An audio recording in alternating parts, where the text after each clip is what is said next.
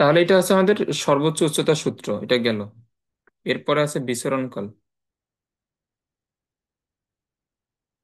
ওকে।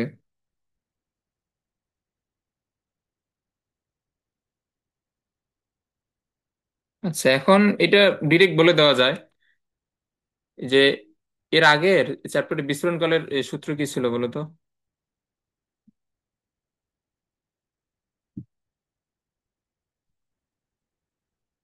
বলো।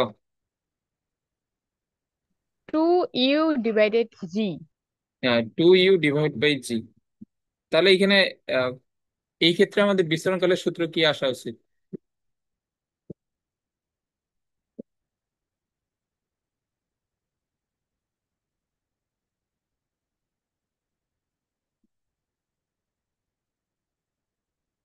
সহজ তো, এখানে জাস্ট ইউ এর জায়গায় ইউ সাইন আলফা আসবে,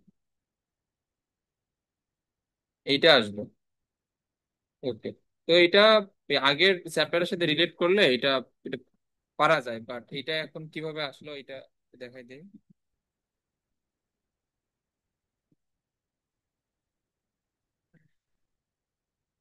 এখন এখানে খেয়াল করো,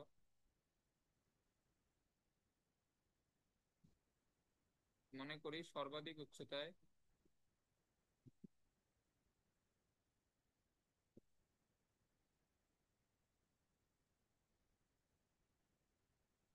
সর্বাধিক উচ্চতায় পৌঁছাইতে টি সময় লাগে।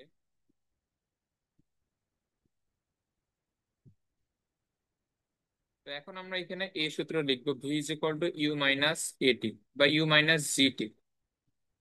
এই সূত্র তো আমরা জানি। তো এখন এই যে টি সময় আমরা যদি এখানে ধরে নিই যে সর্বাধিক উচ্চতায় পৌঁছাবে, তো এখানে টি সময় পর বেগ তাহলে কত হবে?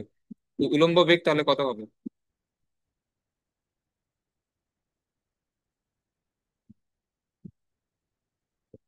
0।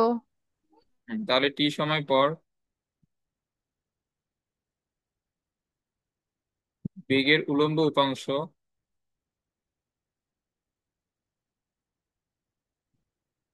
এটা হবে জিরো।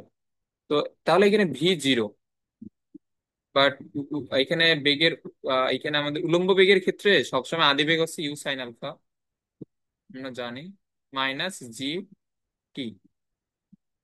তাহলে এখানে টি হচ্ছে কি হবে, u sine alpha divide by জি।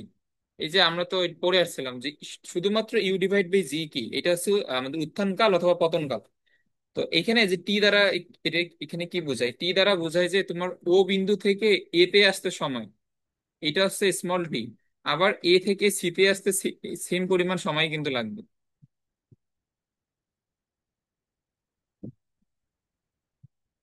এটা আশা করি বুঝছো। তাহলে এটা কি, এটা হচ্ছে সর্বাধিক উচ্চতায় পৌঁছাতে সময়। তো এর আগে চ্যাপ্টারও পড়ছি, সর্বাধিক উচ্চতায় পৌঁছাতে এবং নামতে একই সময় লাগে। তাহলে এখন এখন এখানে টোটাল পর্যায়কাল কি হবে, বা এই বিচরণ কাল?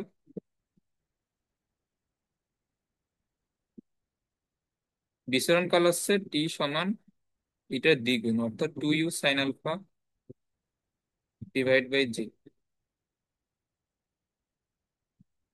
বুঝছো না? হ্যাঁ, বুঝছি। ওকে। এখন আমাদের এখানে বের করতে বলছে আনুভূমিক পাল্লা।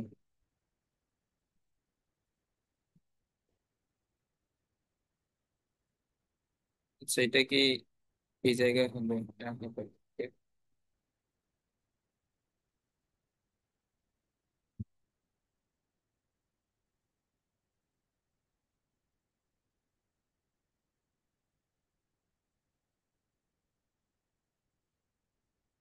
তো এখন আমরা দেখবো আনুভূমিক পাল্লা, অর্থাৎ ও থেকে সি, এই ডিস্টেন্সটা হচ্ছে আনুভূমিক পাল্লা। মানে সে ভূমি বরাবর যতটুকু দূরত্ব অতিক্রম করবে এটাকে বলা হয় তার আনুভূমিক পাল্লা। এখন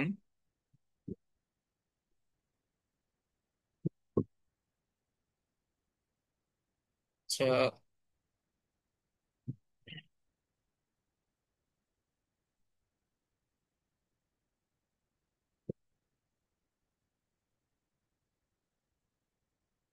এখন এখানে এখানে খেয়াল করো আমাদের, আমরা এখানে মেইনলি ও সি এখানে বের করব। হ্যাঁ, এখানে আমাদের মেইনলি টার্গেট হচ্ছে ও সি বের করো। এখন ও সিটা হচ্ছে আমাদের এখানে ভূমি বরাবর দূরত্ব, মানে আনুভূমিক দূরত্ব। তো এখন আমরা যে বরাবর দূরত্ব বের করতে চাবো, এই যে আমরা নদী নৌকার ম্যাথে এটা ভালোভাবে বুঝে আসছিলাম, তুমি যে বরাবর ডিস্টেন্স বের করবা ওই বরাবর বেগ ইন্টু সময়, এটা না?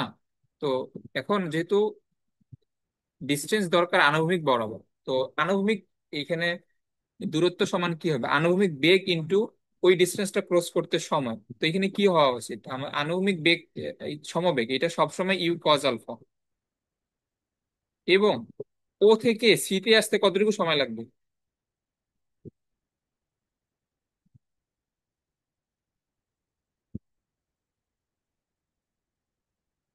এটা বলো।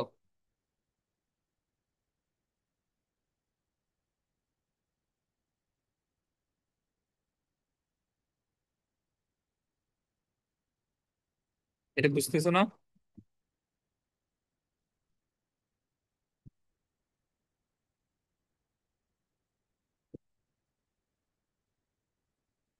ও থেকে সি তে আসতে তার কতটুকু সময় লাগবে?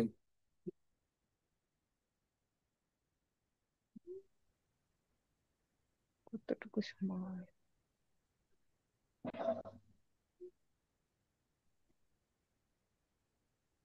উম, এর বিচরণ কালটা হ্যাঁ, এখানে সময় লাগবে তার বিসরণ কালের সমান, তাহলে এখানে হবে সময় হচ্ছে টি। তাহলে এটা হচ্ছে u cos alpha into t এর মান তো আমরা একটু আগে বের করলাম, 2 u sine alpha divide by g. তাহলে এখানে ইউ ইউ এখানে you square divide by g, আর এখানে কি থাকে, u sine alpha cos alpha.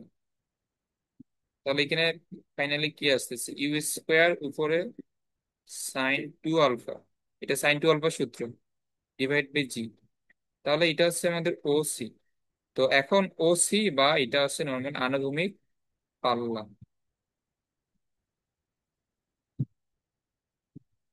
ওকে, তাহলে এটা হচ্ছে আনুভূমিক পাল্লা।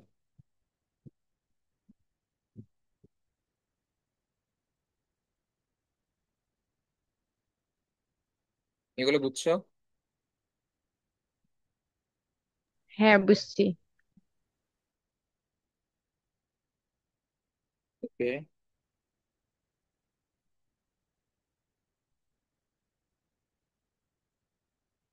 এগুলো আবার নিজের হাতে এগুলো প্র্যাকটিস করবে, না হলে এগুলো কিন্তু মনে থাকবে না।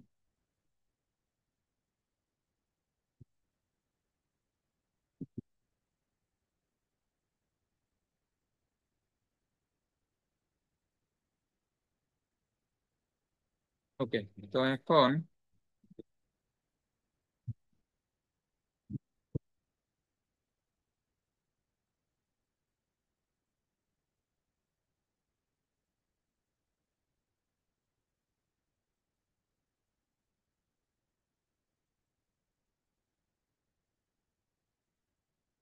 এখন একটা এখানে আমাদের ইয়ে আছে সর্বাধিক আনুভূমিক পাল্লা। তো আনুভূমিক পাল্লার এটাকে নর্মালি আর দ্বারা প্রকাশ করা হয়। তো আর এর সূত্র আমরা দেখলাম যে u square sine two alpha divide by g, এইটা। তো এখন যদি একটা নির্দিষ্ট আদিবেগে নিক্ষেপ করো, তাহলে এটা কখন সবচেয়ে বেশি দূরে গিয়ে পড়বে, মানে তার আণবিক পাল্লা সবচেয়ে বেশি হবে। যদি আমাদের এই টাইপের একটা প্রশ্ন আসে যে একই বেগে বিভিন্ন জন ছুটতেছে, কারটা সবচেয়ে বেশি দূরে গিয়ে পড়বে, অর্থাৎ কার জন্য আর ম্যাক্সিমাম হবে। আণবিক পাল্লা আর ম্যাক্সিমাম হবে যদি জি তো ফিক্সড, সাইন টু আলফা যদি ম্যাক্সিমাম হয়। কারণ এখানে যদি আদিবেগ নির্দিষ্ট হয়, জি তো এমনিতেই ফিক্স, তাহলে সাইন টু আলফার মান যার বেশি হবে তার জন্য আর সবচেয়ে বেশি হবে।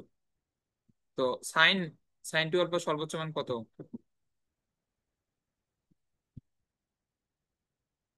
এখানে টু আলফা হোক বা যতই আলফা হোক, সাইনের জন্য সর্বোচ্চ মান কত? 1। হ্যাঁ, তাহলে এখানে ওয়ান। তাহলে 2 আলফা মানে হচ্ছে 90 ডিগ্রি, আলফা মানে হচ্ছে 45 ডিগ্রি। তাহলে আণবিক পাল্লা সর্বোচ্চ হবে যদি তাকে 45 ডিগ্রি করে নিক্ষেপ করা হয়।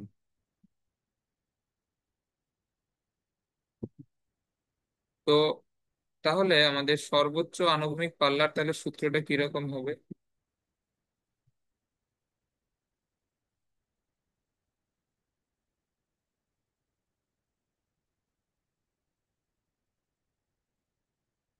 sin 2 আলফা অর্থাৎ sin 90 ডিগ্রি হয়ে যাবে 1। তাহলে এটা থাকে ইউ² ডিভাইড বাই জি।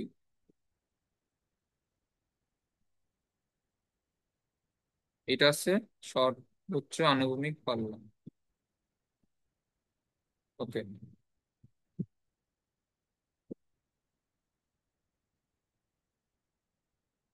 এখন এখানে আমাদের আরো একটা থিওরি আছে।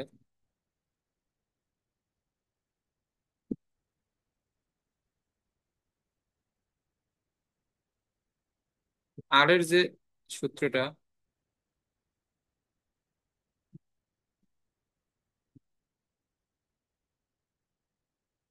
আর এর সূত্র হচ্ছে এটা। এখন এখানে খেয়াল করো, ইউ² এইখানে হচ্ছে জি, sin 2।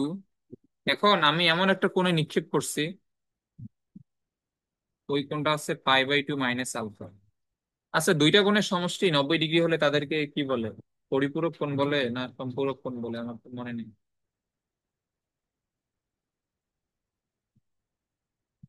তো যাই হোক, এই যে দুইটা কোণের সমষ্টি 90 ডিগ্রি হইতে হবে আর কি। মানে ধরো যে তুমি প্রথমে 30 ডিগ্রি করে নিক্ষেপ করছো, এখন তুমি যদি 60 ডিগ্রি করে নিক্ষেপ করো একই আদি বেগে, তাহলে সে সেম দূরত্ব অতিক্রম করবে। সেটা কিভাবে হয়? এই যে এখন তো এটা বুঝছো যে আমাদের প্রথমে কোণ ছিল আলফা, এখন হচ্ছে π/2 মাইনাস আলফা, তো 90 ডিগ্রি মাইনাস ওইটা। তো আগের কোণ যদি 30 ডিগ্রি হয়, এখন এটা কত, 60 ডিগ্রি। আচ্ছা, এটাকে কি বলে এটা একটু জেনে নিও, যে দুইটা কোণের সমষ্টি 90 ডিগ্রি হলে তাদেরকে কি বলে, পরিপূরক না? আচ্ছা, এই নেটের তো প্রবলেম হয়েছিল, এই পরিপূরক সম্পূরক যে বলছি, এগুলো শুনছো? না, শুনো নাই? না, শুনি নাই। আচ্ছা, এইখানে এটা তো আমাদের আর এর সূত্র, ইউ² sin 2 আলফা ডিভাইড বাই জি। তো এখানে যেটা বললাম যে এখন আমি যদি ভিন্ন একটা কোণে নিক্ষেপ করি, যে এখানে ধরো যে তোমার এখানে প্রথমে আলফা আছে 30 ডিগ্রি, তো এখন আমি এখানে কোণ নিছি π/2 মাইনাস 30 অর্থাৎ 60 ডিগ্রি। তো এখন এখানে কি হবে যে তুমি প্রথমে একটা বস্তুকে 30 ডিগ্রি করে নিক্ষেপ করছো, করার পর তুমি আবার 60 ডিগ্রি করে নিক্ষেপ করছো, মানে দুইটা কোণ এমন হইতে হবে যে যাদের যোগফল হবে 90 ডিগ্রি। তো এটা তখন বলছিলাম যে দুইটা কোণের সমষ্টি 90 ডিগ্রি হলে তাদেরকে পরস্পরকে কি বলে, পরিপূরক না সম্পূরক কোণ বলে, এটা আমার মনে নেই আর কি। এটাকে সম্পূরক বলে সম্ভবত, না? না পরিপূরক, কি বলে? পুরো কোণ। যাই হোক, হ্যাঁ পূরক কোণ। আচ্ছা, যেটাই হোক, মানে তোমার দুইটা কোণ যদি এমন হয় যে তাদের সমষ্টি 90 ডিগ্রি, তো সেই ক্ষেত্রে তাদের আণবিক পাল্লা সেম হবে। এখন এটা কিভাবে? দেখো, আমরা প্রথমে নিচে আলফা, এখন নিছি 90 মাইনাস আলফা। তো এখন এখানে যে বাইরে 2 আছে, 2 দ্বারা গুণ করো, তাহলে এটা হবে π/2 আলফা, এরকম হবে। এখন sin π/2 আলফা সমান কি হবে? এইখানে সাইন তো চেঞ্জ হবে না, 180 মাইনাস সামথিং হইলে এটার চিহ্ন কি হবে, প্লাস, অর্থাৎ sin 2 আলফাই থাকে। এটা বুঝছো?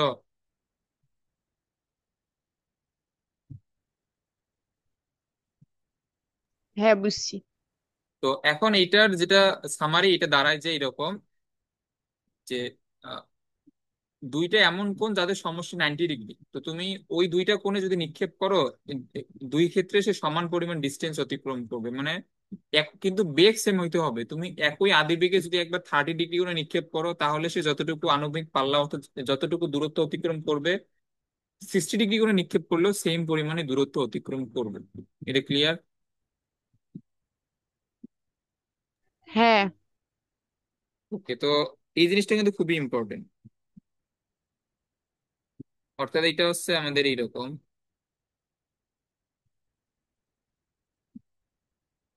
এখন এই ধরো যে আমি প্রথমে নিক্ষেপ করলাম 30 ডিগ্রি কোণ, এটা আসলো এইখানে।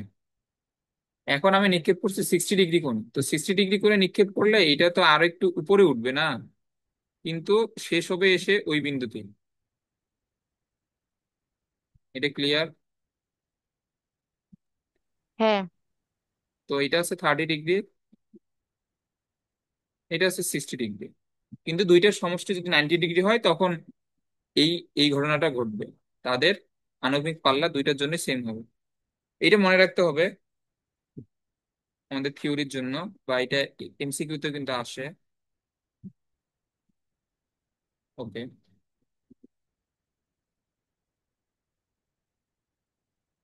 এখন এখানে বলছে যে ইউ দেওয়া, আলফা দেওয়া, এইচ বের করতে বলছে, আর বের করতে বলছে, আর ম্যাক্সিমাম বের করতে বলছে, মোট বিচরণ কাল। আচ্ছা, এগুলা সবগুলা করবা, সবগুলা সূত্রই লিখে দেওয়া হয়েছে।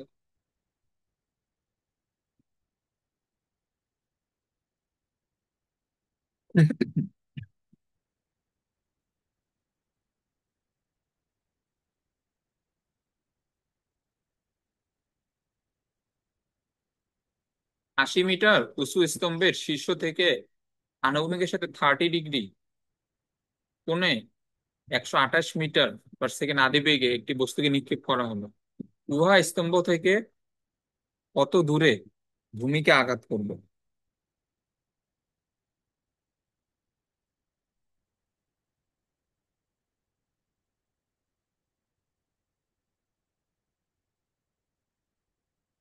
আচ্ছা, এই প্রশ্নটা এই পরও একবার।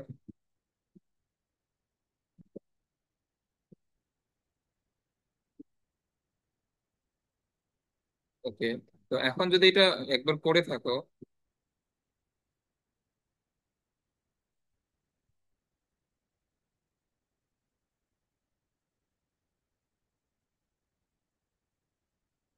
এটা হচ্ছে আমাদের একটা স্তম্ভ বা একটা বিল্ডিং। এখন এই বরাবর আমি যদি এখানে মাটি আঁকাই, এখন এখানে কি হবে? তুমি এটার ছাদ থেকে 30 ডিগ্রি করে নিক্ষেপ করছো। তো এইটার আচ্ছা, এই বরাবর একটা রেখা আঁকাই। তো এইটার ছাদ থেকে তুমি 30 ডিগ্রি করে একটা বস্তুকে নিক্ষেপ করছো। নিক্ষেপ করলে এইখানে একটা প্রাস সৃষ্টি হবে না?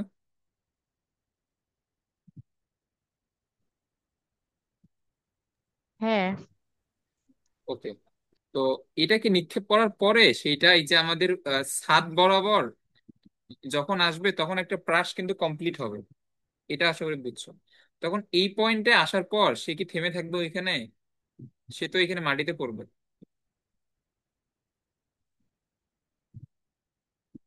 তারপর ধরলাম যে সে এইভাবে মাটিতে পড়ে যাবে। এটা বুঝছো এটা?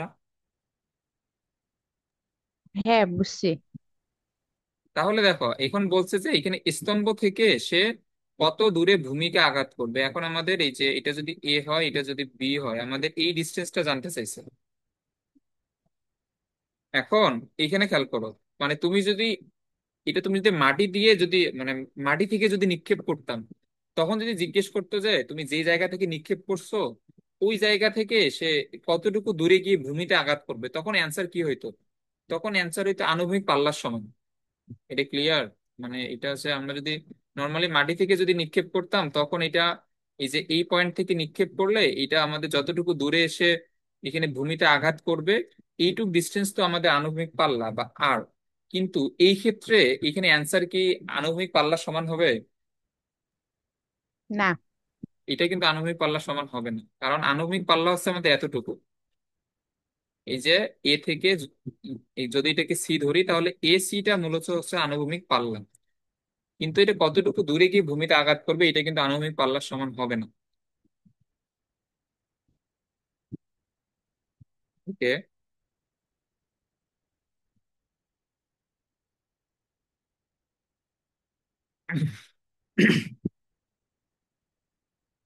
আচ্ছা, এখন এখানে খেয়াল করো, এই যে এটা আমরা ধরলাম যে এইচ।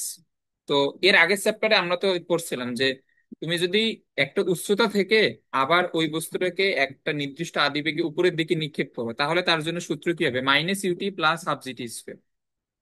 এগুলো আশা করি মনে আছে। তাহলে এখন এইটার এইখানে আদিবেগ হচ্ছে ইউ, এই কোণটা বলছে 30 ডিগ্রি। তাহলে এটার যে উলম্ব বেগ এটা কি হবে? ইউ সাইন 30 হবে না? আর এটার যে আনুভূমিক বেগ এটা কি হবে? You cos 30। এটা আশা করি ক্লিয়ার।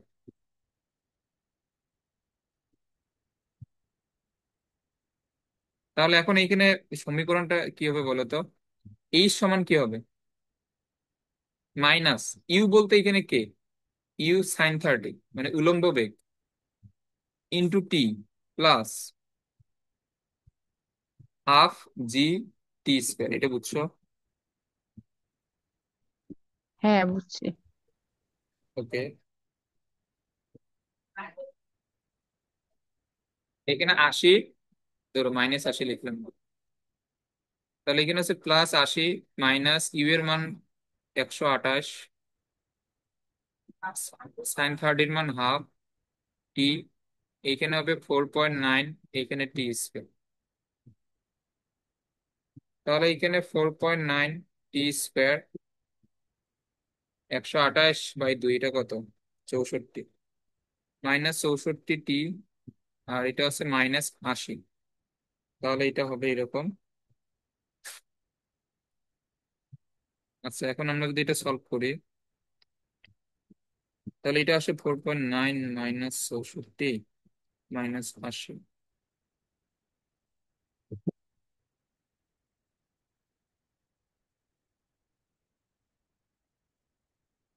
আচ্ছা, এটা একটা হচ্ছে 14.21 আসে, আর একটা মাইনাস আসে। তো মাইনাস মানটা এইখানে গ্রহণযোগ্য হবে না। তাহলে এখানে টি সমান হবে 14.21। আচ্ছা, এটা আমাদের কোন সময় বলো তো? এখানে আমরা যে হিসেবে সূত্রটা লিখছি,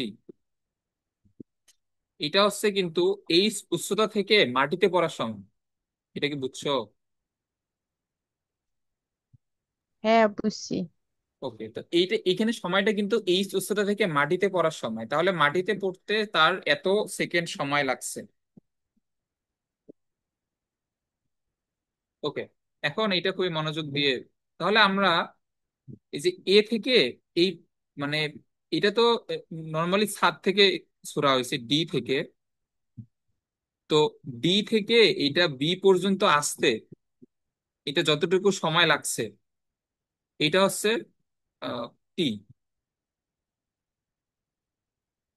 তো এখন তার তার যে আনুভূমিক দূরত্ব,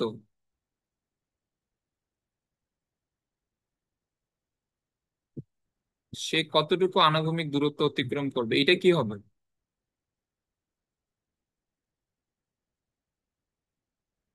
আনুভূমিক বেগ ইনটু সময়, এরকম হবে না? হ্যাঁ। তাহলে এখানে আনুভূমিক বেগ কত? U cos 30 into T. ইউ এর মান হচ্ছে 128, কস 30 এর মান √3/2, টি এর মান হচ্ছে 14.21।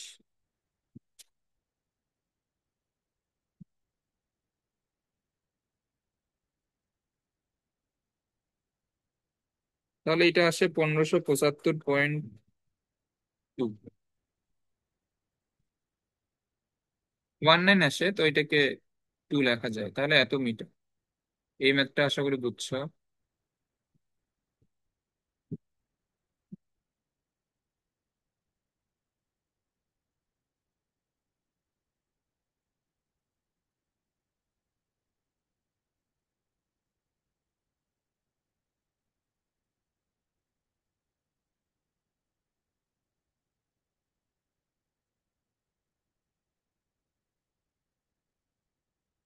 এখন আমাদের এখানে বলছে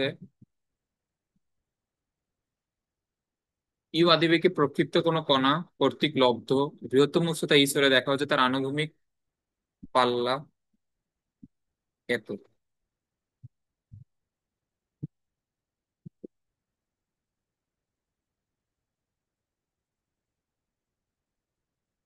আচ্ছা, আমরা এখানে জানি যে সর্বোচ্চ উচ্চতা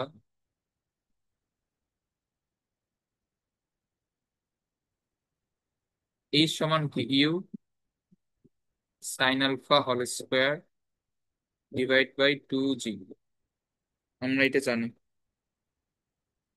তাহলে এখানে আলফা তো দেওয়া নাই, আলফা এখানে ধরে নিছে আর কি, মানে প্রক্ষেপণ কোণ এটা।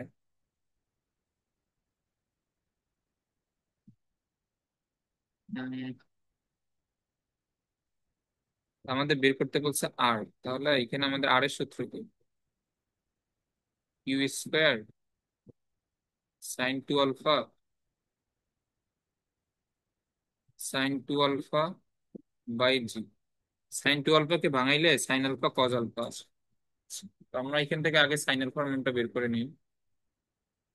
তাহলে ইউ সাইন আলফা সমান হবে √2 জি এইচ। তাহলে সাইন আলফা সমান এখানে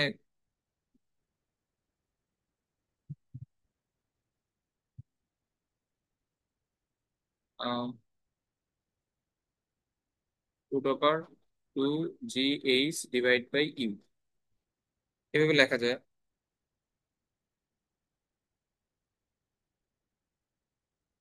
ওকে। তো এখন আমাদের যে আর এর সূত্র, আমরা যদি এটা লিখি, এটাকে ভাঙাইলে u square divide by G, sine 2 আলফাকে ভাঙাইলে 2 sine alpha cos alpha. Okay, তো এখানে you square divide by g, এইখানে 2 সাইন আলফা এর মান হচ্ছে √2 G H divide by u. আর কজ আলফার আমরা কি কি লিখতে পারবো? √1 মাইনাস সাইন স্কোয়ার আলফা। এইভাবে লেখা যায় না কজ কজ আলফাকে? হ্যাঁ,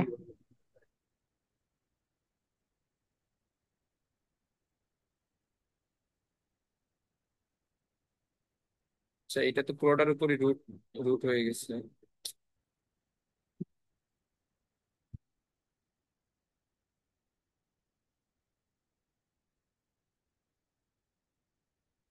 এখন এটা কি হবে? 2 G H divide by u square. তাহলে এখানে 2 u square divide by g, আর এইখানে √2 জি এইচ ইউ, আর এইখানে এটা হবে u square minus 2 G H divide by u square. Okay, এখন নেক্সট লাইনে এখানে খেয়াল করো, একটা লাইন আমরা একবারই লিখি। এখানে যে রুট ওভার করলে নিচে আসবে একটা ইউ, আবার এইখানে একটা ইউ। তো এখান থেকে যে ইউ, এইখান থেকে ইউ মিলে ইউ স্কোয়ার, আর উপরের ইউ স্কোয়ার মিলে বাদ যাবে। এটা তো বুঝছো আশা করি। তাহলে এখানে আমাদের কি থাকবে? 2 ডিভাইড বাই জি। তাহলে এখানে থাকবে শুধুমাত্র 2 জি এইচ, আর এইখানে থাকবে ইউ স্কোয়ার মাইনাস 2 জি এইচ। এরকম থাকে না?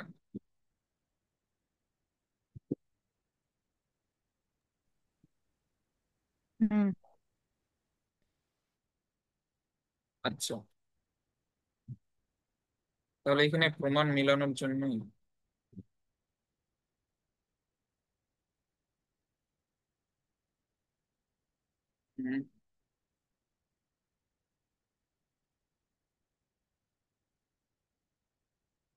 ধরো এখানে হচ্ছে যে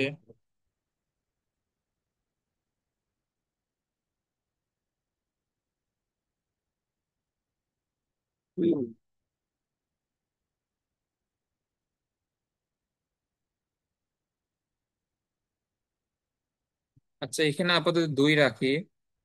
তাহলে এটা 2 জি এইচ। আমরা যদি এই যে নিচের জিটাকে যদি ভিতরে নিয়ে যেতে চাই, এটাকে কি হিসেবে নিয়ে যাইতে হবে? জি স্কোয়ার হিসেবে। আর এখন প্রোডের উপরে রুট দিলে এখানে থাকে U square minus two G H. এই লাইনটা বুঝছো? হ্যাঁ, বুঝছি।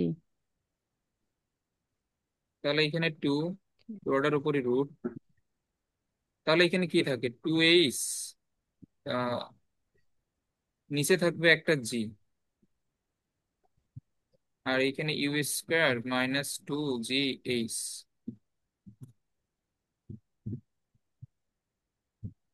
ইউ এইচ কে বাইরে রেখে ইউ স্কোয়ার। আচ্ছা, আবার এখানে খেয়াল করো, এখানে আমার এই যে প্রমাণের মধ্যে নিচে টু আছে, তো আমি এখানে কি করব,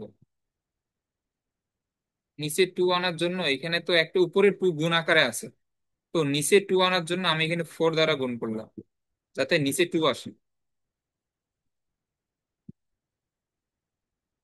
এখন এখানে নিচে যে ফোর দ্বারা গুণ করলাম টু নিয়ে আসার জন্য, এই ফোর দ্বারা আবার উপরে গুণ করা লাগবে না? এটা তো লাগবে। হুম। তো এই যে এই ফোর, এটা কি হিসেবে বাইরে আসবে, টু হিসেবে বাইরে আসবে না রুটের বাইরে?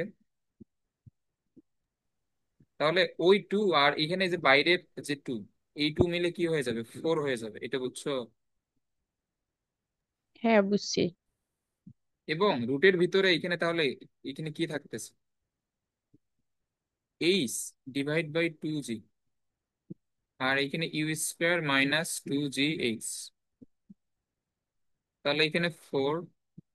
এখন এইচ এইখানে শুধুমাত্র আহ, বাইরে এখানে রাখতেছি, আর এখানে যে ওয়ান বাই টু জি আছে, ওয়ান বাই টু জি দ্বারা তুমি ভিতরে গুণ করে দাও, ওয়ান বাই টু জি দ্বারা ভিতরে গুণ করে দিলে বা টু জি দ্বারা আমি যদি ভাগ করে দিই, তাহলে এখানে থাকে U square by two G, আর এই যে টু জি এইচ এর টু জি আর এই টু জি বাদ যাবে, তাহলে থাকবে শুধুমাত্র এইচ। এটা ক্লিয়ার? হ্যাঁ। আচ্ছা,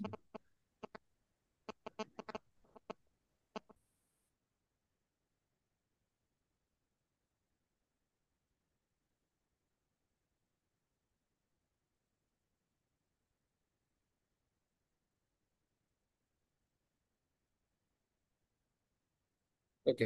এখন একটি প্রক্ষেপকের পাল্লা দেওয়া অর্থাৎ আর এর মান দেওয়া, বিচরণ কাল দেওয়া, নিক্ষেপণ বেগ এবং কোণ নির্ণয় করতে বলছে।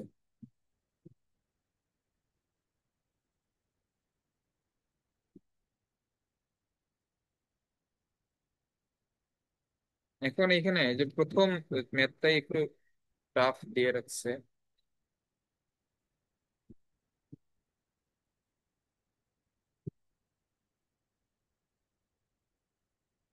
মনে করি বেগ হচ্ছে ইউ এবং কোণ হচ্ছে আলফা। তাহলে আমাদের টি এর সূত্র কি, আমরা জানি two u sine alpha divide by g. তাহলে টি এর মান দেওয়া কত, 5.3। এইখানে two u sine alpha, g এর মান হচ্ছে 9.8। তাহলে এইখান থেকে তুমি যদি ক্যালকুলেশন করো, ইউ সাইন আলফা এর মান পাবা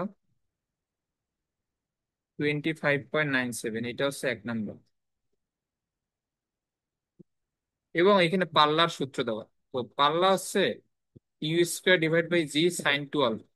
তো সাইন টু আলফা আমরা এটা সাইন আলফা কজ আলফা একবারে লিখলাম।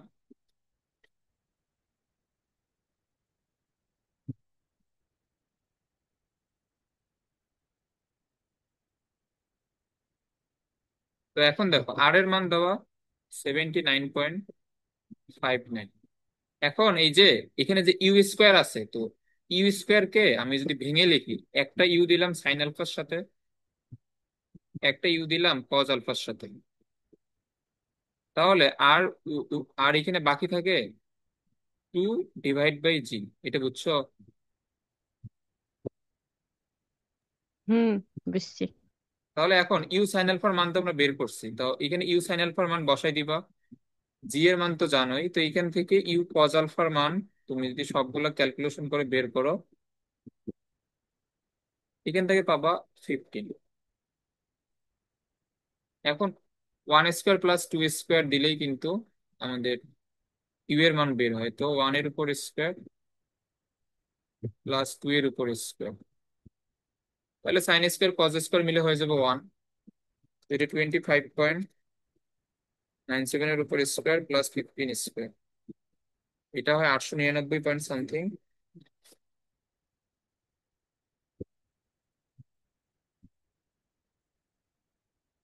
899.44।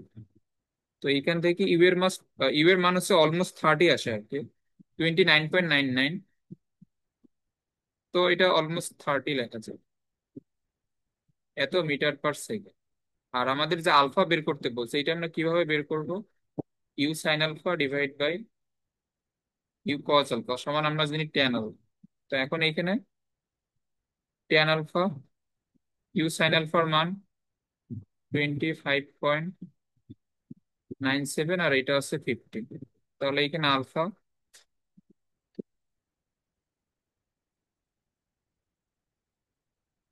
এটা আসে 59.98 ডিগ্রি। এর পরেরটা আলফা দেওয়া, ইউ দেওয়া, 1 সেকেন্ড পরে বেগের মান ওই যে, মানে 1 সেকেন্ড পর তোমার শেষ বেগটা জানতে চাইছে, তো শেষ বেগ কিভাবে বের করতে হয় এটা তো খুবই ভালোভাবে বলছে, ওইটা ওই নিয়মে করবা। ইউ দেওয়া, আনুভূমিক দিকে, আচ্ছা এটা আপাতত থাক। আচ্ছা আজকে রাতে 2টা ক্লাসে পড়বো আমরা। তো এইখানে ইউ দেওয়া, এইখানে আলফা দেওয়া, সর্বাধিক উচ্চতা ইস এর মান এবং এইখানে আনুভূমিক পাল্লা বের করতে বলছে। আচ্ছা, তারপরে 3 নাম্বারটা ট্রাই করিও, দেখবা যে এটা পারো কিনা।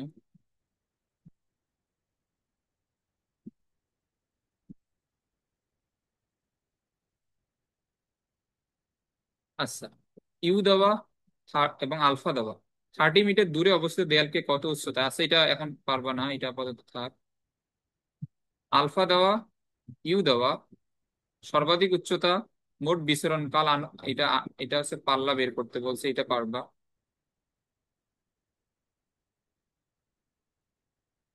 এইখানে ইউ দেওয়া, আলফা দেওয়া, মোট বিচরণ কাল, এটা হচ্ছে টি এর মান, 1 সেকেন্ড পরে এবং 3 সেকেন্ড পরে বস্তুটার উচ্চতা। আচ্ছা এখানে ওয়াই এর মান বের করবা।